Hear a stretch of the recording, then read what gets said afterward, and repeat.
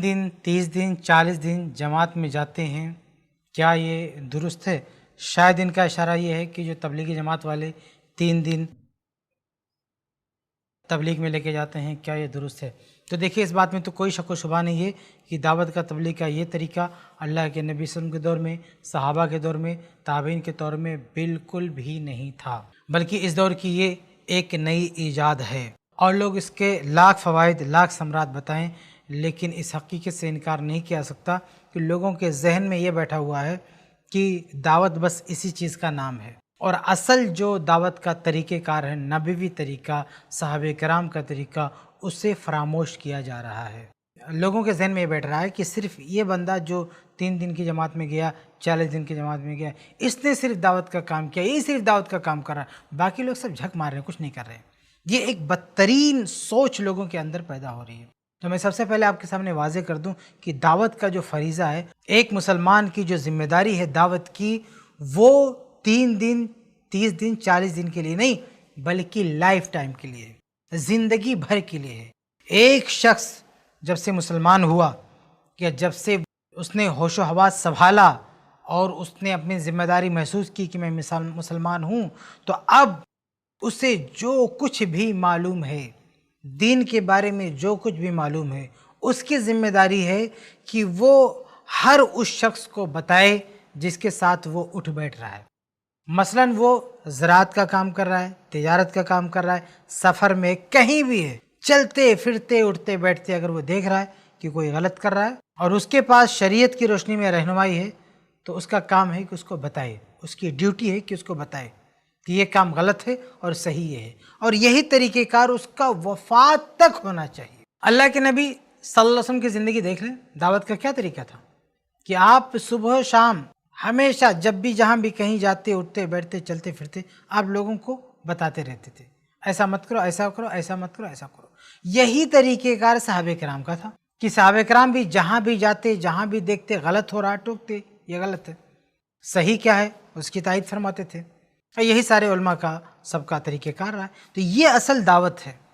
तो एक आदमी दावती ज़िम्मेदारी लाइफ टाइम के लिए महसूस करे कि अगर वो मुसलमान है, वो ज़िंदगी भर दावत का काम करे, मुसलमानों में भी, गैर मुस्लिमों में भी, जहाँ भी उसको मौका मिले, जहाँ भी उसकी इस्तिताअत में हो, वो दावत का काम करे। तो ये ज़हनियत गलत है कि ये दावत का काम सिर्फ जो है, तबलीग का काम सिर्फ जो है 3 दिन के लिए है, 30 दिन के लिए, 40, ये ज़हनियत गलत है।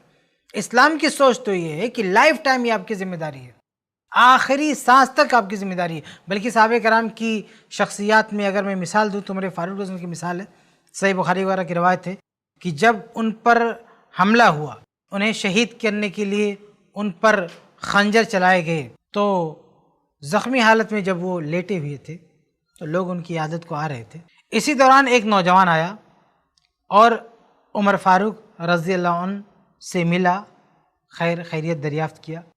जब वो जाने लगा तो उमर फारूक रज़ी अल्लाह ताला अन्हु ने देखा कि उसका कपड़ा टखने से नीचे लटक रहा है, तो उसे बुलवाया मतलब लोगों से कहा कि इस लड़के को मेरे पास वापस लाओ। तो लोग उसको लाए उमर फारूक के पास। तो उमर फारूक रज़ी अल्लाह ताला अन्हु ने कहा कि इरफा सौबका, कि बच्चे तुम अपना कपड़ा नीचे से थोड़ा ऊपर उठा लो, फ़इन्नहु अनक़ा लिसौबिका व अतक़ा लिरब्बिका, क्योंकि ऐसा करने से तुम्हारा कपड़ा भी साफ रहेगा और तुम्हारे रब का तक़वा भी तुम्हें हासिल होगा। सहाबे कराम हैरत में रह गए कि उमर फारूक इस हालत में हैं, आखिरी हालत में, दुनिया से जा रहे हैं, लेकिन दावत का काम चालू है। ये सहाबा थे जो शुरू से लेकर मौत तक बिस्तरे मर्ग पर भी दावत का काम कर रहे थे, और आज लोगों ने इसको बिल्कुल हलवा समझ के रखा। 3 दिन दावत का काम करो छुट्टी, 40 दिन दावत का काम करो छुट्टी, और ऊपर से तुर्रा ये इन लोगों से जब मिलो तो ये हजरात कहते हैं कि माशाल्लाह इन्होंने 40 दिन लगाया है तबलीग में, वक्त लगाया है, यानी बाकी लोग बस झक मारे थे, कुछ नहीं किया। कोई कितना बड़ा भी इमाम हो, कोई कुरान की तफसीर पढ़ा रहा हो 40 दिनों से, कोई कुरान की तफसीर पढ़ा रहा हो 40 सालों से, कोई हदीस की तशरीह कर रहा हो, बुखारी का दर्स दे रहा हो 40 सालों से, इन लोगों की कोई हैसियत नहीं है। بس کوئی بندہ 40 دن کے لیے نکل گیا تبلیغ پر، اب وہاں سے ایسا دھل دھلا کے آتا ہے کہ وہ خود یہ سمجھتا ہے اور لوگ اس کے بارے میں سمجھتے ہیں بس نبی کے بعد اسی کا درجہ ہے۔ کیا تماشا ہو رہا ہے؟ یہ کیا تماشا ہو رہا ہے؟ اس کو آپ دعوت کا نام دے رہے ہو، تبلیغ؟ چلو اس کو اگر آپ کوئی اور نام دیتے، کوئی اور ٹائٹل دیتے تو چلو سوچا جا سکتا تھا، اس کی گنجائش نہیں۔ تم نے اسے تبلیغ کا ٹائٹل دے کے رکھا، اسے دعوت کا ٹائٹل دے کے رکھا۔ ارے بھائی، تبلیغ اور دعوت زندگی بھر کے لیے ہے، 2-3 دن کے لیے نہیں ہے، زندگی بھر کے لیے ہے۔ اور اگر کسی کے ذہن میں یہ فطور ہے کہ 3 دن جو تبلیغ میں گیا بس وہی تبلیغ کیا، باقی لوگوں نے کچھ نہیں کیا، اور اس نے بہت بڑا کورس کیا ہے، تو اس کی بہت بڑی غلط فہمی ہے۔ اپنی ذہنیت صاف کرے اور صحابہ اور نبی کے طریقے کے مطابق اصل داعی بنے، اصل مبلغ بنے۔ تبلیغ کا یہ جو طریقہ جو اس دور میں ایجاد کیا گیا، مجھے بتائیے اور خود سوچئے، کیا اللہ کے نبی نے تبلیغ نہیں کیا؟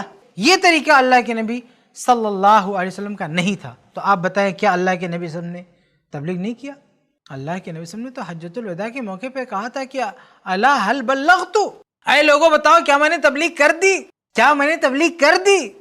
صحابہ کرام نے کہا ہاں آپ نے تبلیغ کیا، تو اللہم اشہد، اللہ تو گواہ رہنا۔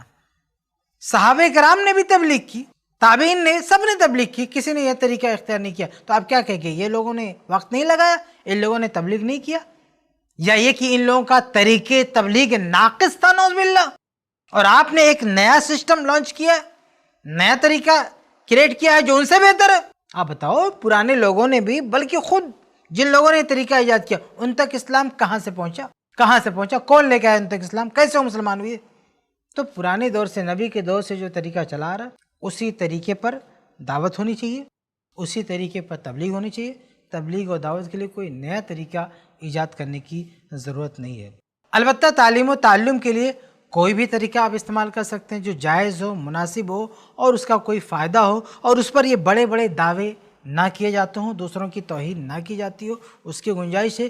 لیکن ایک طریقہ ایجاد کر کے اس کو شریعت کا لیبل لگانا اور یہ سمجھنا کہ یہی اصل دعوت ہے، اور جو لوگ ایسا کام نہیں کرتے ان کو حقیر سمجھنا، چاہے وہ کتنے بڑے علامہ ہوں، ان کی کوئی حیثیت نہیں، ان کو پاؤں کی جوتی سمجھنا، تو یہ بہت بدترین طریقہ ہے۔ ایسے طریقے کو ختم کر دینا چاہیے۔ جو معاملہ تعلیم و تعلم سے ہٹ کر کچھ اور شکل اختیار کر لے، بہرحال اس کو ہٹ جانا چاہیے۔ اور آپ دیکھیں، غور کریں کہ جو اس سسٹم میں رہتے ہیں وہ تعلیم و تعلم سے بھی زیادہ اپنے آپ کو اہمیت دیتے ہیں۔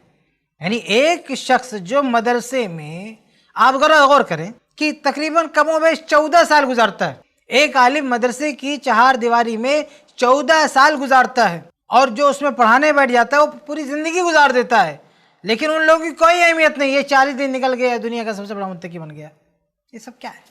تو بہرحال تعلیم و تعلم کی حد تک کوئی بات رہے تو ٹھیک ہے، لیکن اس پر اس طرح کے لیبل لگانا اور اس کو اصل دعوت قرار دینا اور دوسروں کی توہین کرنا، اور پھر یہ کہنا کہ مطلب یہ دین کا تقاضا ہے، اور قرآن کی آیتیں پڑھ کر ان پر منطبق کرنا اور حدیثیں پڑھ کر ان پر منطبق کرنا، یہ طریقہ کسی بھی صورت میں درست نہیں ہے۔ تو بہرحال جو آپ نے پوچھا ہے کہ اس کی کیا حیثیت ہے، اس کی کوئی شرعی حیثیت نہیں، یہ بات کے لوگوں کی ایجاد ہے۔ اگر اسے دین کا حصہ سمجھتے ہیں تو یہ بدعت ہے، اس میں کوئی شک و شبہ نہیں، اور اگر اسے صرف تعلیم و تعلم سمجھتے ہیں تو اس میں اصلاح کی ضرورت ہے، اسے صرف اسی کی حد تک رکھیں، اور اس سے زیادہ انہوں نے اہمیت دیا اور کوئی اور چیز اس کے ساتھ جوڑی، قرآن و حدیث کو زبردستی اس پر منطبق کیا، تو اس کی گنجائش نہیں ہے، اس کی کوئی اجازت نہیں ہے۔ امید ہے کہ آپ کا جواب مل